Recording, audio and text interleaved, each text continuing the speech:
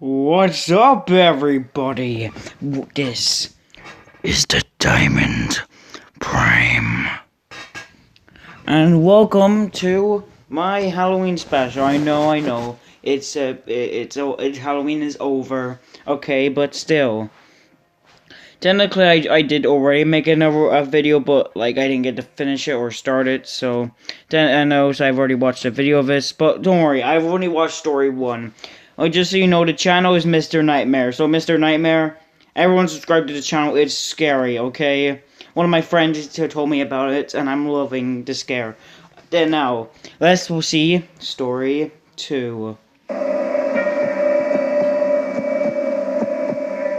I also carved a pumpkin, by the way, for decoration. Freshman year of high school, 2007. Gym class, last period. We had a substitute gym teacher on one of the stormiest days of the year. He was an older man, not a senior citizen, but gray, 55 to 60. He took attendance, and when he passed me, he did a double take at me, which I found a bit uncomfortable. Not to float my own boat, but I always understood I looked older and really good for a freshman in high school. The sub told us to get into our volleyball teams, and he disappeared into the hall by the locker rooms for a while. 40 minutes went by and the period was over. It was time for us to get changed and go home. I got into the locker room, but for some reason, my locker wasn't opening. I tried my usual combination over and over and over. It wouldn't click open though. I had to go to the sub and let him know to ask for my combination again. I figured maybe the combo just slipped from my mind for some reason. The sub told me to give him a few minutes and he'd get the list of locker combos. I waited outside the office, and out he finally came with a book in his hands, open to a specific page. He walked into the girls' locker room with me, which I didn't expect him to do. The locker room was basically empty now, with one girl finishing up changing. We walked over to my locker and tried the combination written down on the paper. It didn't work no matter how many times he tried it. Each time he tried it and failed, he would look at me and laugh. I would force myself to laugh along to be polite, but it started getting weird. He put his hand on my shoulder as he said, "We'll figure this out." He tried the combination again, with his hand still on my shoulder. When it didn't work again, I felt his hand slowly started inching down from my shoulder to my lower back. I pushed myself away and grabbed my bag, saying, "It's okay, I'm late for my bus." He tried a combo in the locker one more time, and it opened. He smiled and walked away. I waited till I heard the locker room door shut. Then I proceeded to getting changed quickly, when suddenly the room went dark. I finished pulling up my pants and shut my locker in the dark. I threw on my backpack and started walking to the back exit of the locker room, which led outside. I feared that the sub would be waiting right by the door for me. I got predatory vibes from him. When I got to the end of that specific aisle of lockers I was in the intersection of 2 rows. I'd have to turn down left to get to the exit door, but still. Naturally, I had to look right to make sure that it was clear. There was a little light seeping in from one single rectangular window that sat under the ceiling. It was enough. Enough for me to see him peeking at me from around the wall of lockers. So that's when I ran for the exit door. He came over behind me saying, wait, it's not what it looks like." I ran outside into the rain off the campus of the high school and walked the rest of the way home, giving me time to reflect on what happened.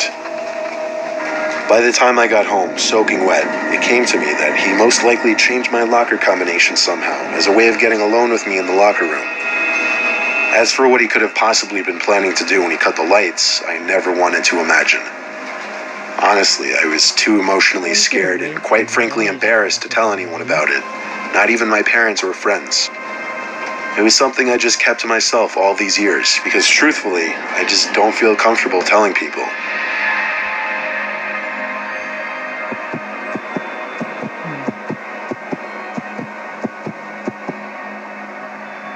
When I was in high school, I was in the band. At my school, band was basically an easy A. It was either that, orchestra, or chorus, so I went with band. Anyhow, our band teacher, Mr. Nicholson, had the grading system set up so that as long as you attended class and went to your weekly lessons, you got an A. Sadly, towards the end of one quarter, I was missing 2 lessons. Because of that, my grade was a B. I went to him after class to ask if I could make up the lessons, and even though he seemed reluctant, he said he would let me come in during a lunch period and practice in one of the downstairs storage rooms to get credit for a lesson. I was more than happy with that, because realistically, I would probably just play games on my phone anyway instead of actually practicing. I arrived to the music room during my lunch period the next day, so I took my saxophone and headed down the stairs outside the music room towards the basement area for the music department. It was always kind of creepy down there because absolutely no one besides the music teachers would go down there usually, and the lights were kind of shitty. I'd only been down there a couple times before that day. But anyway, I walked down the hallway, and on either side were a bunch of doors that led into small, maybe 7 by 7 feet rooms. Okay. All of these rooms were used for storing things like chairs, music stands, spare instruments, Christmas decorations, and whatever. I stepped into one of the rooms and shut the door. I set up my music on one of the stands in the room just in case Mr. Nicholson were to come down to check on me. But really, I didn't plan on actually playing. I started playing games on my phone and then flick. Darkness. Like, as dark as it could get. Minus my phone screen. I looked over to the light switch to the room just instinctively and flicked it up and down a few times, but that did nothing. I stumbled as I got up from the seat to open the door to more darkness. I held my phone out in front of me to light up this little hallway, even if it was just barely. I think I had like an iPhone 3 or something, and those old ones didn't have flashlights. But anyway, that little light from my phone was enough to see one of the doors open near the end of the hall, and I heard something being dragged in that room, like one of the big plastic containers. There was also manic breathing, followed by animal-like grunting. Then I saw a big plastic container being pushed out of that room into the hallway. As I saw this, I turned off my phone screen and went back into the room I was just in. I shut the door so quietly. I don't know what exactly I was thinking in that moment that I decided to hide, but I think the strange sounds I was hearing from this person, mixed with the random blackout, made me wary of staying in that hallway. Whoever that was blocking the stairs though. And of course, I got no reception down in that little basement area. All I felt comfortable doing was sitting in that room and waiting for the lights to hopefully turn back on. But the lights seemed like they were never going to turn back on. So I decided I would try and get back upstairs again. I quietly opened the door with my phone in front of me for light. Then I stepped into the hall. I inched up a little closer to the stairs. Then I heard something again. I quickly crept into the next closest room with the door open and shut it. I still didn't know what I was hiding from. Could it have been a staff member or janitor? At that point, the only reason I had of thinking it wasn't was because they only appeared down there after the lights turned off. I stood in that room in complete darkness, only listening and waiting for another sound from outside. But you know how when you're in a room with someone, even if you don't necessarily hear them, you can kind of just sense their presence? That's suddenly the feeling I got standing in that pitch black room. I lifted my shaking hand up and pressed the home button on my phone to turn on the screen, just for half a second. That was enough to see someone standing in the corner of this little storage room, 3 feet away from me. I pretended I didn't see anything, but it was too late. Shh, is what I heard, breaking the silence. Then, a hand patted my shoulder twice and started squeezing it.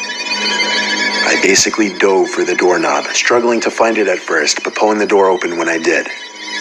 The man in the room with me tried pushing the door shut after I opened it, but I was already out. I ran up the stairs and out the door to the main level of the music hall, where the lights were still on. I ran to Mr. Nicholson to tell him, out of breath.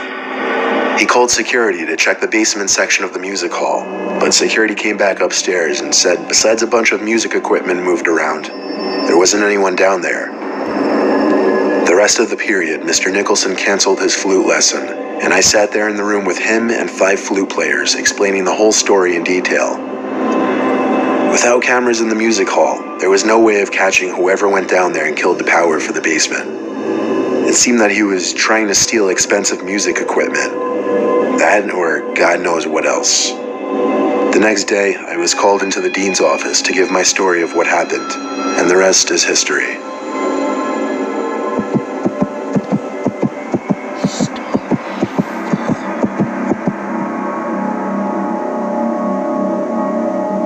One night, my friends and I hatched a genius plan. We'd sneak into the high school basement through one of the windows that was broken and never fixed. The thing about this window, you'd have to hop a short metal gate surrounding an outside staircase leading to the basement. Not that it would effectively stop anyone, but it added that extra barrier that makes you feel like you're really doing something devious when you crossed over it. We made sure there weren't any security cars anywhere nearby and hopped the gate. Crawling in through the window proved difficult, considering we had to boost ourselves up, then crawl through an insanely skinny opening. But once we were in, we were in. We kind of dispersed from each other to explore different areas. One thing was for sure, the basement of the school was a mess, and anything but interesting. There was little light. One small white light was on in a far corner, and the exit sign light actually produced more light than you'd think. I was looking around when I saw one of my friends in front of me. He whispered, "Let's go upstairs." So I followed him upstairs, and he opened the door up to the main hallway of the school. Everything was dark. I always thought there were at least some lights left on in the school at night. But no, not a single light was on. And all that really stood out as far as the eye could see were the various exit signs glowing red. I followed my friend down the hall and remembered saying, "Dude, this is really creepy." And he replied back, "Shh." But I realized he was right. Who knew if somebody else could be in the building besides my friends and I? Little did I know just yet. I followed my friend to the bathroom, and he went into one of the stalls. I whispered, "Hurry up." I waited for a while. Then my phone started to ring. I picked up, and it was one of my friends, Chris. He asked, "Where the hell did you go?" I said I'm upstairs with either Roland or Brandon. He said, "What do you mean? They're with me." And right after, both Brendan and Roland said hi, apparently on speakerphone. I stuttered the word "I" and stopped, trying to think straight. Then, there was a laughing coming from in the stall. Not the laugh of any of my friends. I looked up at the stall. There was someone looking over it at me, probably standing on the toilet. I screamed "holy shit" over and over into the phone as I left the bathroom. Shortly after I was out, I heard the stall door slam shut. I tried to run back to the basement in the dark, but it wasn't too easy to find in the dark. Luckily, I managed to find it, so I started to scream their names as I ran down the stairs. I screamed "go, go" when they answered, and we one by one jumped off some kind of bucket onto the window ledge and crawled back outside. I was the first one out though, afraid that person from the bathroom was following. When we were all outside, I explained to them, out of breath, while also laughing now that I felt safe with all of them next to me. I guess we were loud or something though, because as we all just started looking around at the whole school building and all the classroom windows, in one of the downstairs windows was someone with their hands pressed up on the glass. We could only see maybe half their face. I said that's gotta be him, as Roland ushered us to get the hell out of there. We ran until we were off the premises of the school, and that was that. We came up with a lot of possible explanations, but none of them really made sense. Obviously, we never did anything like that again, though.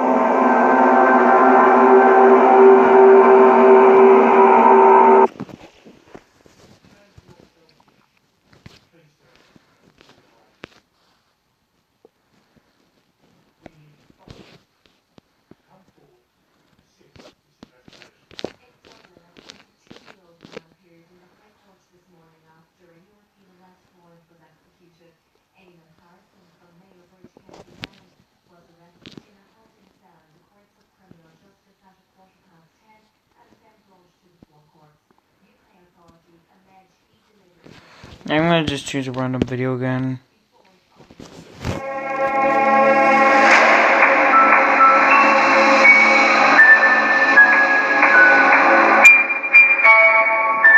That's my birthday on the 15th of November, by the way.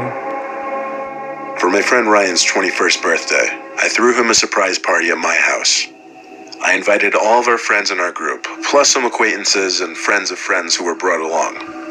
My parents weren't home for the night, so it worked out nicely. The peak of the night was when Ryan walked in the door and all of us got to scream surprise. It was a Friday night, so mostly everyone drank a decent amount. I tried not to get too drunk, just so I could stay alert in case anyone was doing something dumb in my parents' house. We had cake and other desserts set up for Ryan too. I did a lot of walking around offering cake and beers to everyone, even people I'd never met before, including one guy with long blonde hair and a football shirt sitting on my couch, and some dude who looked a few years older sitting on my grandma's old rocking chair that she gave to my mom. I whispered into Ryan's ear at some point that half these random dudes that our friends brought over looked either kind of creepy or odd. He agreed with me, a bit over-enthusiastically, but that's probably because he was a lot drunker than I was. The night progressed and everyone got drunker, and everyone was doing increasingly silly and dumb things. The guy who was still in the rocking chair started to hum a song really loudly and obnoxiously. The rest of us just watched and found it hilarious for some reason. Then the guy with the long blonde hair started to sing a completely different song, and everyone else kind of just joined along. It was a room full of drunk 20-something-year-olds singing very loudly. It was a fun time, but eventually it had to end, and people started leaving one by one as they sobered up. A couple of people stayed the night because they were too drunk to drive, including Ryan and our friend Sean. I slept in the living room with them. We left the TV on, with the movie The Hangover on in the background. I suddenly thought to ask the two, who were those two guys who had been in the living room on the couch and in the rocking chair most of the night? Sean said the guy with the long blonde hair was a friend of one of our other friends, but as far as the guy in the rocking chair, neither of them had a clue. I decided to text everyone in the group chat we had made prior to the surprise party to find out who was friends with this creepy dude in the rocking chair. One by one, our friends said they had no idea. It seemed everyone assumed he knew someone there, but apparently that wasn't the case. I was waiting on two more friends to answer, but I was pretty sure one of them had to have known him. Anyway, Sean and Ryan fell asleep quickly, so I decided to go to sleep too. I woke up an hour later though, I guess to the sound of the TV. I checked my phone, which was sitting on my chest. There were a bunch of texts from the group chat. To put it short, every single person in the group chat said they had no idea who that was. I sat up to let that sink in better. Some random, creepy-looking older dude snuck into my house and hid in plain sight for hours. I suddenly looked around the living room, lit up by the glow of the TV. I felt as if my entire house was unsafe and that we weren't alone. I quietly stepped out from the living room towards the kitchen. I went over to the tiny hall that separates the kitchen from the 3 bedrooms on the first floor, still using the glow from the TV in the living room as my light source to navigate. I think because I didn't want to draw attention, I guess. I stepped into the hall and froze. I was pretty sure I could see something at the end of the hall. It was too dark though. I took a couple steps forward, and it became more clear that there was a person standing there at the end of the hall. Then to make it even worse, I heard a faint, low, cackling kind of laugh at the far end of the hall. I slowly backed away without acting fazed at all. Meanwhile, I felt like my heart dropped to my stomach. I got back to the living room and shook my 2 friends awake. I whispered to them that someone was in the house with us. I got on the phone with the police and talked as low as I could into the phone so that the woman on the other end could still hear me. And as I was on the phone, I saw the creepy guy from earlier, the guy who was on the rocking chair all night, suddenly walk out to the living room, look at us sitting there, passed us, and walked out the front door. I was literally frozen. I think my friends were too. I told the 911 operator that the intruder just left my house. She said lock all the doors and we should be fine. A cop came by for a few minutes just to check in. After he left, my friends and I found a trail of blood stains on the carpet in the hallway. The stains led to the end of the hall, where I saw him standing. Then it just stopped. Needless to say, no sleep was had that night.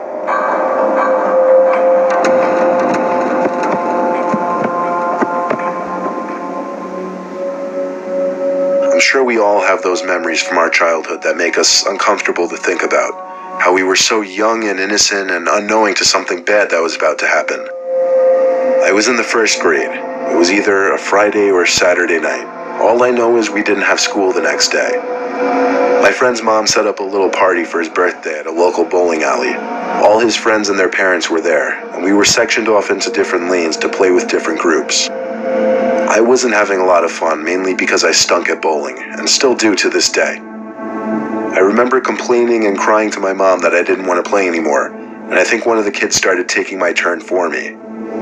There was a back room sectioned off for the party with a bunch of snacks, sweets, and sodas. So while my mom was talking to some of the other parents, I think that's when I snuck to that back room to fill my stomach with cupcakes and other sweets. There was a door leading to the outside in this room.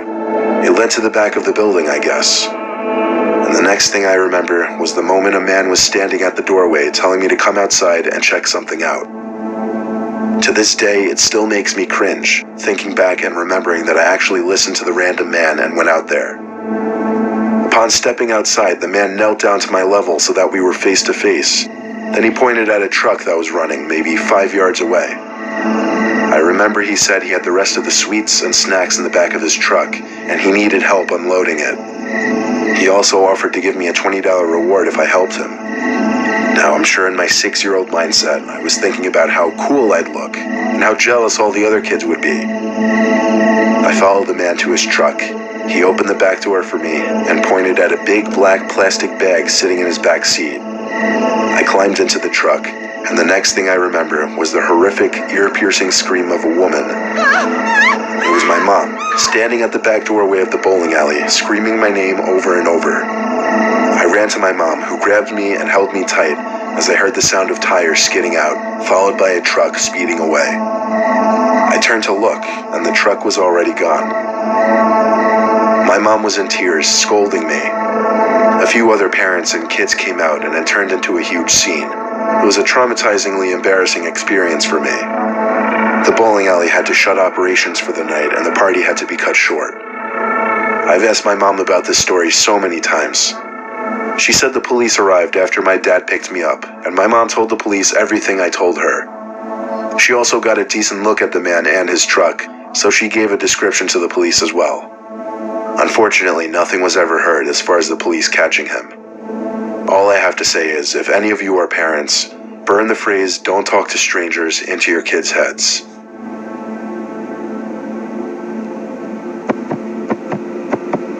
Okay, final story of the day. For my son's 12th birthday, my wife and I threw him a little party in the backyard. We invited the whole family, as we usually did for any of our kids' birthdays, and let him invite all of his friends too. We live in rural New Jersey, so our backyard connects to forest on 2 sides. We also have a pretty big property, which allowed us to space out a bunch of tables on the grass with food and refreshments. The little party went into the night. Most of our guests left, but closer family and some of our friends stayed late.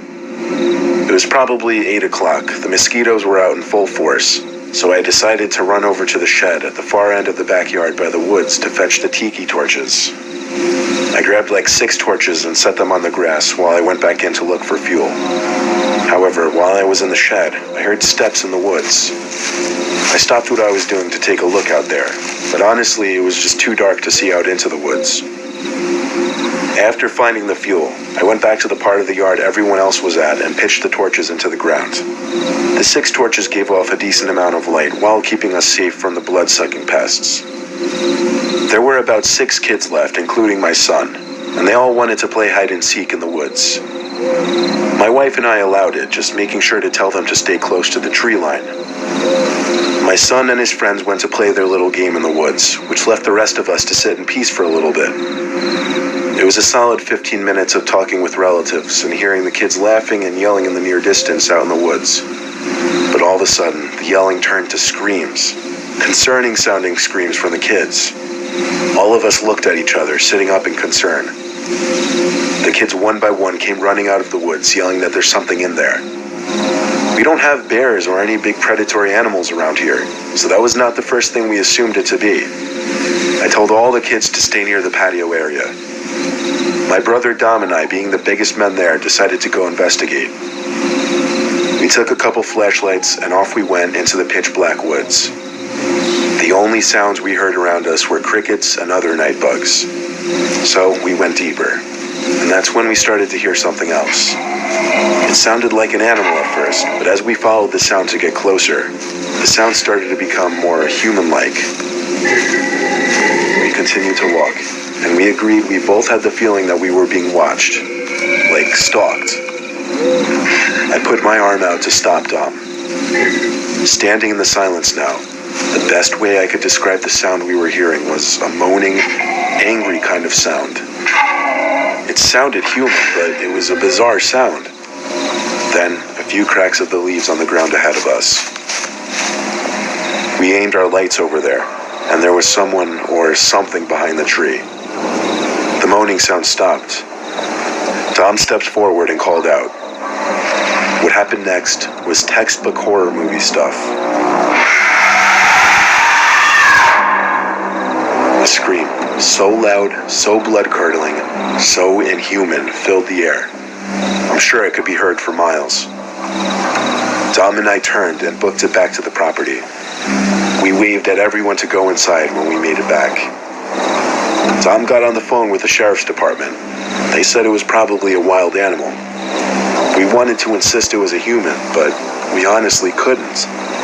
We to this day don't know who or what we saw and heard in those woods, but it was definitely stalking us and the kids when they were playing hide and seek. And that scream we heard, it just didn't sound human to us.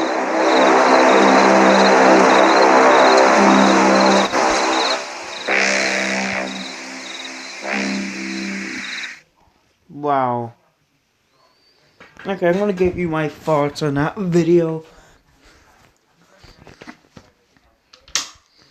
So, the first one, basically, that scared me a little bit. Yeah, the first one. Well, the first one, like, why would the guy just leave? Like, hey, I'm gonna go into your house, I'm gonna scare you and stuff. But the last one is definitely the scariest one. Well, hope you enjoyed this video, and goodbye. And happy late Halloween.